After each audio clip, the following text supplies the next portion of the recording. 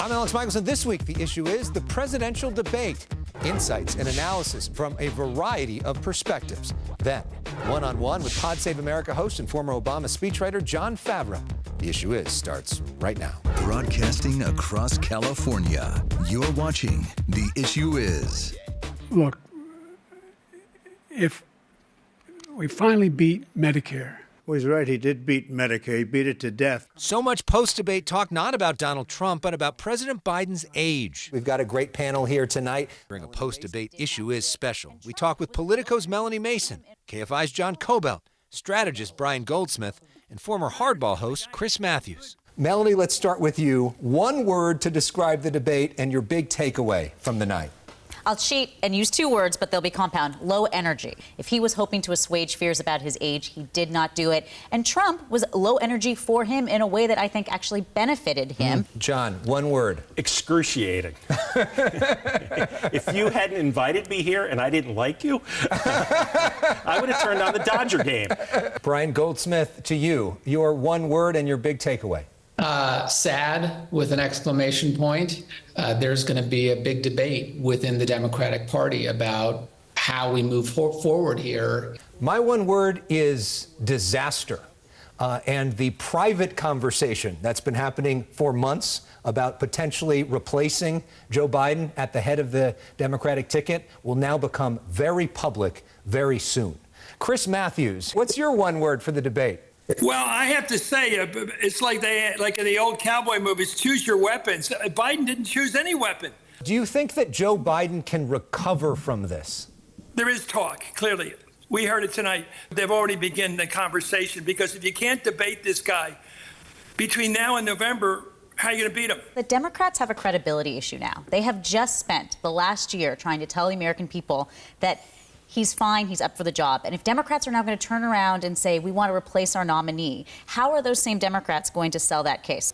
Normal people know they've been lied to all year. He doesn't have twice the energy of someone half his age. How many times did you hear nonsense like that? Brian Goldsmith, let's go to you. What are the logistics involved if, in fact, the Democrats want to replace Joe Biden? The big issue is inside the president's mind and, what decision he wants to make for the future. There is not a lot of doubt among Democrats that he has the capacity to be president right now. The doubt is, does he have the capacity to beat Donald Trump right now? Last sentence, final thought. I think it's chaos in the Democratic group text tonight. John. In the real world, nobody would hire Biden to bag groceries. Okay. Brian Goldsmith, last word to you. Sad and uncertain moment in the campaign. We also catch up with independent candidate Robert F. Kennedy Jr. at his own debate in Hollywood. It's hard to say that President Trump is a winner because I think in most situations that would not have been a winning performance.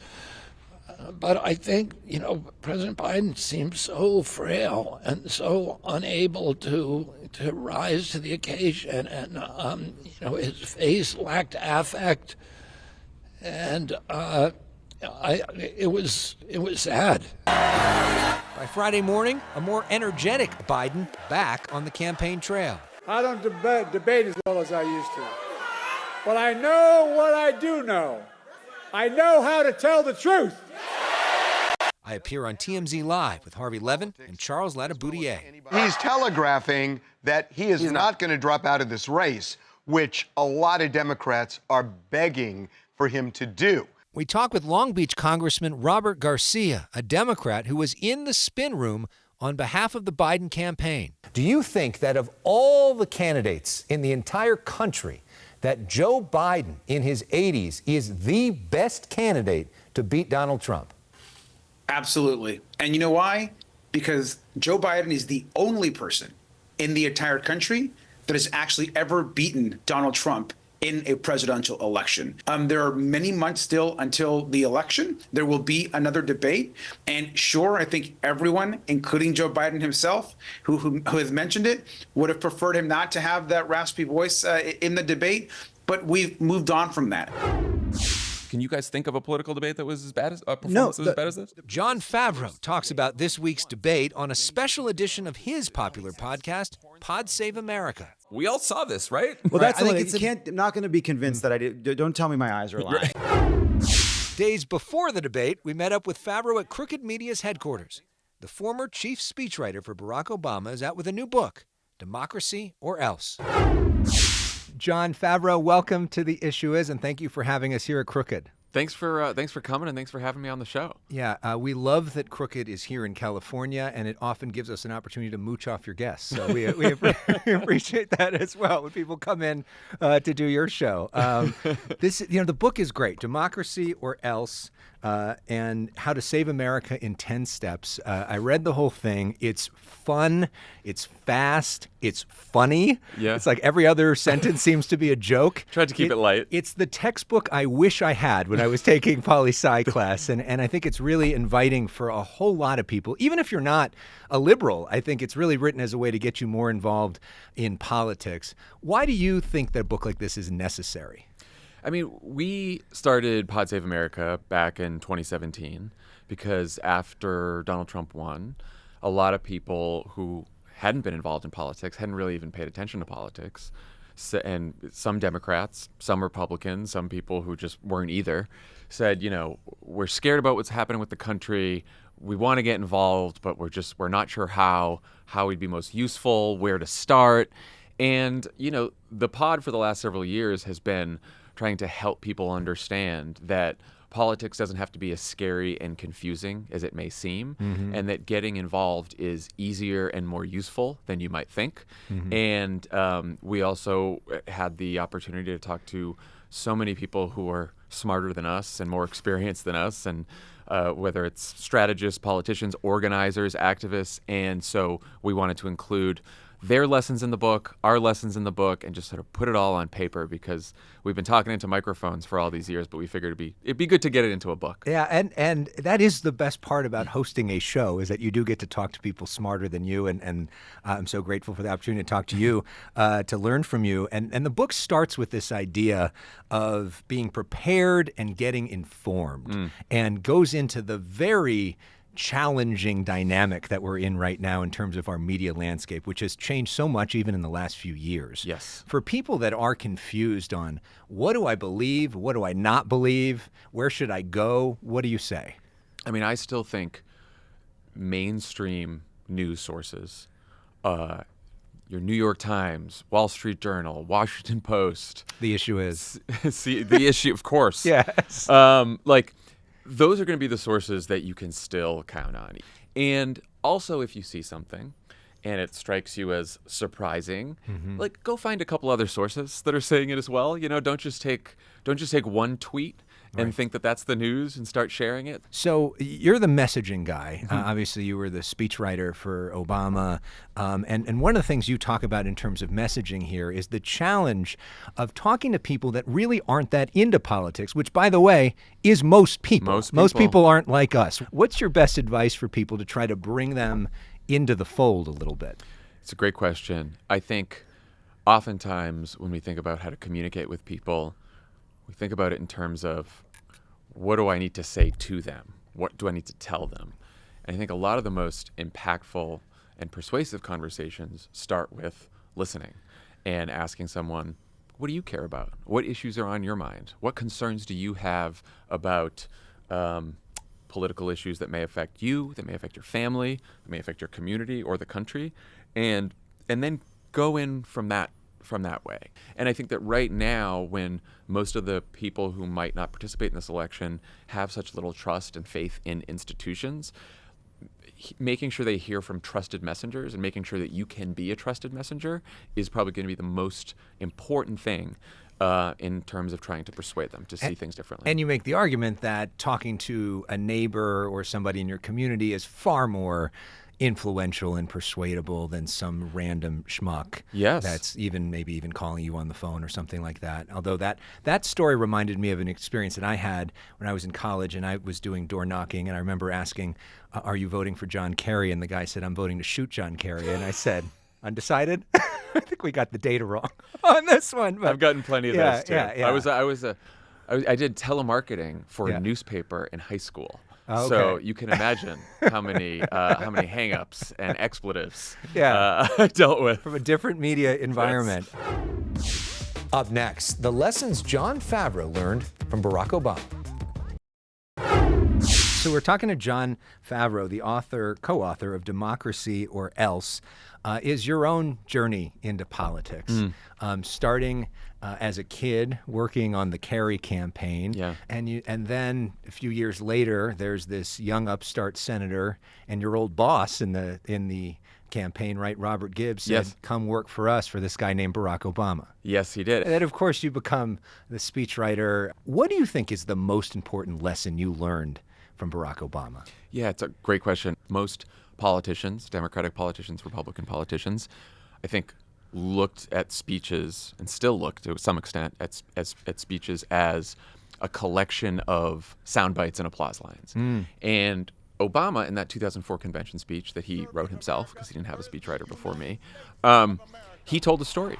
And, the first couple minutes of that speech, there are no applause lines because he's talking about his story, how it fits in with the larger American story. And he wasn't thinking about, I got to get them to clap here and I got to get the press to write this somebody. He was just like, the story is more important than the words. And he taught me that, and I learned that from him. And over the next 8 years, sometimes it frustrated our comms people that we didn't have like a quotable line in the speech. Right. But, we are moved and persuaded by stories, by emotion, more so than just facts and figures. And that is how he, communicated with people. And I do think that more politicians would be better off if that's how they communicated. Do you think that would work now with our attention span, which is even shorter than it was in 2008? It is. I've thought about that many times in the last couple of years, is what will become of speechwriting. I think that I still think, you see this on YouTube all the time. People like tune in for hours, right? Or well, like listen Twitch to your show, streamers, right? Pod Save America. Podcast. If they don't stay with you, you're I know, out of business. and we try to keep it right? 45. Like Joe Rogan's going like 3 hours, And so if the content feels authentic, and it is authentic, and it just sounds conversational, and it's like striking a chord with someone, people will. Yeah. They will spend the time with it. It seems like we're in this weird moment where people's attention span is either 3 seconds or 3 hours. I know. Right? And the in-between, they aren't there. They're like scrolling or let's just stay with this forever. Well, because it's so hard to just capture people's attention. Right. And once you have their attention, you can do it, but it takes a while to get that. There's one story that I thought was really great in the book, which you tell about the White House Correspondents' Dinner that you were writing with your pal and co-host now, John Lovett. Yeah. And this is the famous speech where he both goes after Donald Trump and was busy doing something else on the side, but couldn't tell you what he was doing. Yeah, the day of the correspondence speech, we were very excited about the speech, had all these Donald Trump jokes. Obama had just finally flew out his birth certificate, gave a press gave a press conference to talk about the birth certificate. And so we had all these jokes about Trump, and Lovett and me were outside the Oval Office. We're waiting for our meeting with Obama to go over the jokes one more time. And Obama's personal secretary, our friend Katie, is like, he's in there with, he's got a national security call. He's talking to a general, and we're like, the speech is in a couple hours. We got to get in there, Right. And we're like all annoyed. And finally, he opens the door, and he's in a great mood. He's very relaxed, and we're sitting there, and he's like, I love all the jokes. I'm really excited for this. He goes, there's one punchline where the punchline is Bin Laden. He goes, and I think we need like another sort of global bad guy, autocrat, whatever. And he's like, how about Hosni Mubarak? And I'm like, that's not as funny. That doesn't work. And he's like, trust me. And then right before the speech, he called me and he was like, can you add, and he's like, I'll probably remember this on my own, but just add at the end a line that says, may God bless America and may God keep our troops safe. And I was like, that's odd. He's never told me to do that before. And sure enough, We learned the next day that the call he was on before us was with General McRaven to give the final go-ahead for the mission to get bin Laden. So he had to deal with he was dealing with us jokers. Yeah. while he was probably giving the green light for one of the most important missions our military has done in some time. On a weekend where he both killed bin Laden and gave birth to Donald Trump. Right, campaign. yeah, exactly. Yeah. we time. went 1 for 2 on that. It was a very big weekend. When we come back, how fatherhood changed Jon Favreau. As we wrap things up with Jon Favreau, the co-author of Democracy or Else, one of the things you talk about in this book is the importance of taking a break from all the politics because it gets to be way too much. And you are married and you've got 2 young kids. Yeah. How has your wife, Emily, and your kids changed you? Having kids is certainly the biggest life change there has ever been. Like, it's, people say, you go through transitions and high school to college and marriage. Nothing compared to having kids. And now, my eldest son, Charlie, is almost 4. And I find when I am just hanging out with him and I can put the phone down and not think about politics, like that is a break. And can you do a real break? I'm still very tired, but it for like mentally, it's a break. And it's also like, I get to, there's a different skill required, right? I'm teaching him about the world, and now he talks and we have these great conversations, and it's wonderful. And it's funny because I didn't think, when Emily first said she was pregnant, I was like, oh God, this could be a huge mistake. I don't know if I'm gonna be a parent. I got politics to deal with. I don't have time for this kid thing. And now I'm like obsessed with them. Obsessed. That's your world. Yeah, for sure. On the issue is we have a little bit of fun. We play this game called Personal Issues where we do your rapid fire, your personal favorites, cultural favorites to get to know you a little bit. So first thing that comes to mind, what is your favorite TV show? Oh, favorite TV show. Succession. What is your favorite kids movie? Inside Out. Oh, we just watched Inside. We got Charlie through almost all of it. The new one or the first one? The first one. Okay. We watched it just before the new one came out. Very nice. Yeah. What's your favorite book, other than of course Democracy or Else? My favorite book. That's a great question. I'll give you my favorite book that got me into politics as a kid, which was All Too Human, George Stephanopoulos' book. It's a great book. Yeah, and so honest. And then you end up kind of becoming that guy, which is wild. It inspired me to get into politics. Are you a big West Wing fan? I am. Yeah. Favorite sports team? I think I know the answer. Red Sox. There you go. Who is your favorite Pod Save America co-host? Yeah, right. Nice try. Yeah. What is the best thing about being a Californian? Honestly, everything. I'm just gonna say, like, I thought I would be East Coast for life. From Boston, lived in D.C. for 10 years. I was like, what, California? And it's cheesy to say the weather, but like, I think it's so wonderful to wake up every day and walk around in this city. Like, I really do. I'm here for life. My family's here. My parents moved from Boston. They're in Thousand Oaks. My brother is here. He lives in the Valley. And Emily's sister lives down in Orange County. So like, we now all have roots out here, and we'll be here for a long time. It's not as bad as some cable primetime hosts say. It is not at all. Yeah. No. And finally, Jon Favreau, who is your role model? My role model, honestly, like it's gonna sound cheesy, but like I still like look up to Barack Obama in a big way, and I always have, and it's just because he wasn't just my boss. He was like a mentor to me, and everyone's always like, how did you write for a guy who writes that well? I mean, it was a gift that I got to learn about writing from one of the best, and he was always so patient with me, and in all these like very high stress, high pressure situations, he never lost patience, he never yelled at me, and he just cares a lot, and he sort of taught me the way I see the world and the way I see politics is really based on what I learned from him. I mean, we talked about what he taught you, but what do you think made him so exceptional as a politician to be able to beat the Bush family, the Clinton family, these massive dynasties, to go toe-to-toe with all these different people, to be the first black president? What was it about him? I've come to think that he has a very finely honed sense of empathy, and I think the reason he has that is he's biracial, so he's had a foot in so many different worlds, right? So black, white, Kansas, Hawaii. Indonesia. He's been to some of the poorest neighborhoods, organizing in Chicago, wealthy school like Punahou in Hawaii, right? Like he's got family from Canada and Chinese Canadians, like all over the world. So I think because he is of so many different worlds, he understands that to persuade and to move people, you have to meet them where they are. You have to try to put yourself in their shoes and then bring them along. And I think that's the most important skill in politics.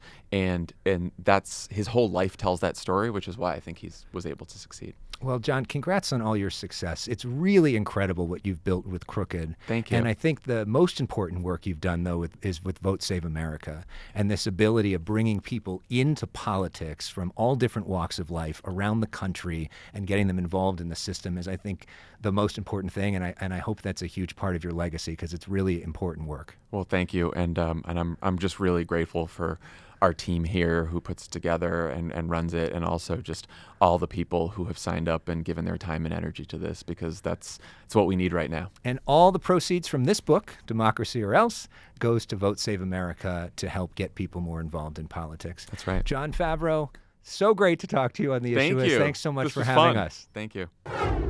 Our thanks to Jon Favreau and the whole team at Crooked Media. You can watch the full interview right now, streaming at youtube.com/Elex Michaelson. There, you'll also find our conversation with the second gentleman of the United States, Doug Emhoff, who visited Thousand Oaks this week to talk about women's sports and discuss anti-Semitism. And speaking of the issue of anti-Semitism, I caught up with Republican Senate candidate Steve Garvey during his trip to Israel. We'll wrap things up for the week after this. Next week on The Issue Is, the most famous and influential tech journalist of the modern era, Kara Swisher, is with us. We end this week with a shout out to the Issue Is team. The LA Press Club honored us with 2 awards for our reporting on both politics and on sports. A big thank you to our entire crew, especially our producer there, Nick Greitzer, and the MVP of our team, our editor, Debbie Kim. Thanks for watching. I'll see you next week.